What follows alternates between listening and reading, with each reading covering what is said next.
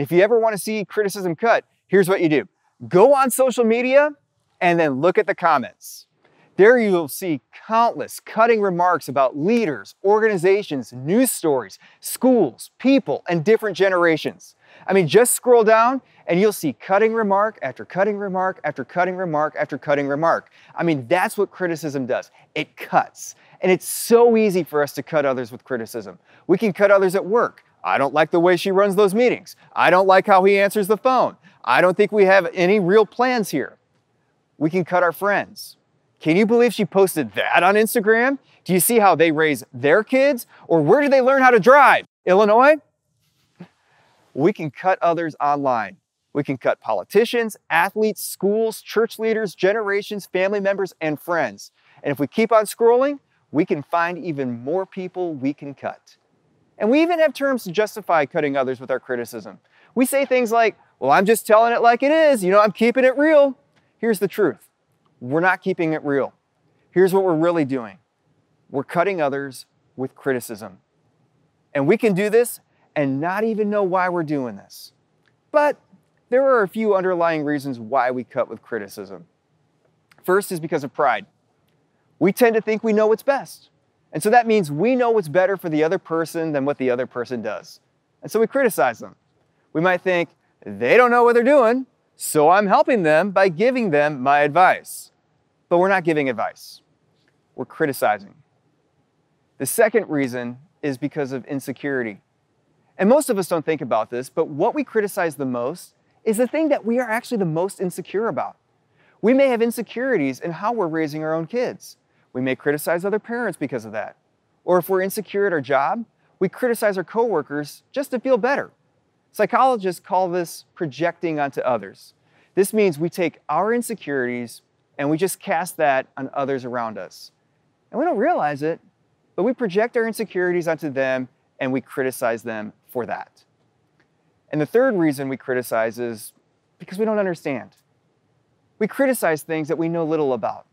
For example, a lot of people without kids find it easy to criticize parents. I mean, for me, before I was a parent, I would see parents with their 2-year-olds in a grocery store, and that kid would just throw a tantrum. And I would think, I'd be so much a better parent. My kid would never throw a tantrum in the store.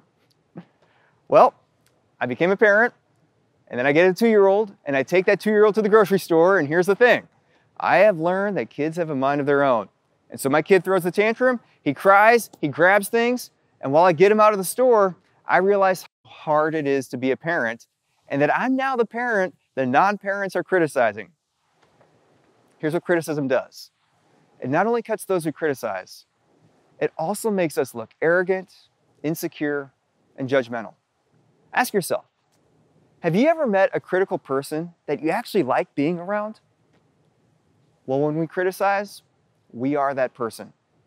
But the good news for us is that this is only the first half of the proverb. Here's the second half. Some people make cutting remarks, but the words of the wise bring healing. Some people, arguably most people, cut others with criticism. But then Solomon says that there is another group of people, and this group is known as the wise. And wise doesn't mean smart. It's bigger than that. Being smart means you have a good understanding. Being wise means you make good decisions based off of that understanding. And this includes the words that we use. Smart people understand that criticism cuts other people. Wise people, they take that understanding and they make good decisions about their words. And here's their decision. They use their words to heal others. The word Solomon used could also mean bring peace or make someone whole again. And so here's our big idea we get from this. Criticism cuts, but the words of the wise heal. What Solomon wrote reminds us that a word of criticism, it can stick with a person and it can cut them for years. We may even have memories of cuts that came from a parent or a spouse or a boss or a friend that happened years ago. But he also reminds us that God can use the words of that wise to heal them. Criticism cuts, and the words of the wise, they heal. As we read through the biographies of Jesus, we see time and time again Jesus using his words to heal others. The religious leaders would actually go around and they would actually cut others with criticism by pointing out their sin and accusing them. But then Jesus would come, and yes, he'd call out their sin, he'd have the tough conversation, but he didn't stop there. He would bring healing with his words. He would give them a view of their lives bigger than what they were experiencing. And he showed them that there was more to their lives than their sin. Notice that Jesus shows that this doesn't mean that we never have tough and truthful conversations. We often need tough and truthful conversations where we can give and receive helpful feedback. It just means that when we have these conversations, we say our words in a way that doesn't cut. And I hope we all see how helpful and life-giving it is if we all used our words to bring healing to one another.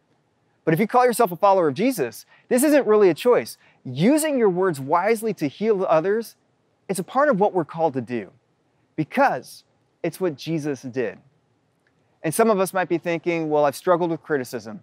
I've hurt others with my words. I know I need to use my words to heal others, but how can I move from using my words, from cutting others to healing them? I'm going to wrap up our time in this series by giving us a practical way to begin making the shift from cutting others to healing others with our words. And it's going to sound so easy to do at first, you might be tempted to just brush it off. But when you try practicing this, and I want you to practice it, you'll see how hard it is and even how we'll need to depend on God to make this shift. And so, here it is. We stop and ask ourselves a question before we say, post, or even send anything. And this question is so simple that I think most of us, most of the time, we will intuitively know the answer when we stop and ask it. So here's the question. Is what I'm about to say going to cut or heal? Notice the question isn't, hey, is what I'm about to say right? Because often critical words may be right, but that's not the point. The point is that Jesus followers are called to use their words to heal others. Often the right words said in the wrong way, that can cut more than it can heal. Now, once again, that doesn't mean, hey, we never have tough and truthful conversations. We just need to ask ourselves before the tough conversation, what's the real reason why I'm saying this? And if the answer is anything other than because of my love for the other person, then the words are going to cut. So if what we're going to say is going to cut, Jesus made it clear. His followers do not cut others with their words. If the words are cutting, here's what we do. Don't say it. Don't text it. Don't post it. Don't send it. Because criticism cuts. But if the words can bring healing, here's what we do. We say it. Any helpful word unsaid, it actually doesn't help anyone else. They need to be said to bring healing. Our words can bring healing to those who actually need it. It might be what they need to hear just to keep going.